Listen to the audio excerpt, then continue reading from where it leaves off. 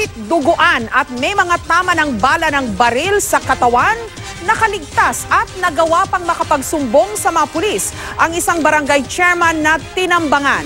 Ang tingin ng pulis, may kaugnayan sa away politika ang krimen. Nakatutok si Mav Gonzalez. Galing daw sa Manila Hotel ang biktimang si Chairman Chris Hispano ng Barangay 649 Zone 68 Port Area, Manila, kung saan tumanggap siya ng award bilang isa sa 10 outstanding barangay chairman ng Maynila. Nagiwalay po kami ng daan.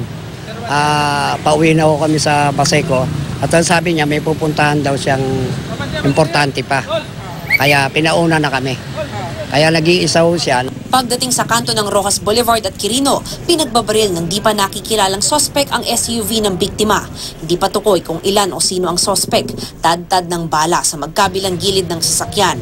Kahit sugatan, naimaneho pa ng biktima ang sasakyan hanggang sa may CCP complex kung saan humingi siya ng saklolo sa pulisya. Dumating dito yung driver ng SUV.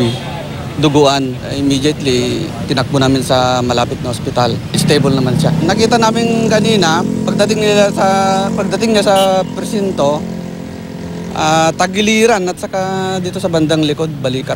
Paniwala ng isang tanod, politika ang motibo sa pamamaril dahil napatay noong Martes ang kalaban ni chairman sa politika. Yung nakakalaban niya po sa politika sa amin ay naambus din po kahapon. Maring napapagbintangan, ganun po. Pinagbibintangan siya na siya pumatay? Hindi, nagpapatay. Patuloy na iniimbestigahan ang insidente. Mav Gonzalez, Nakatutok, 24 Oras.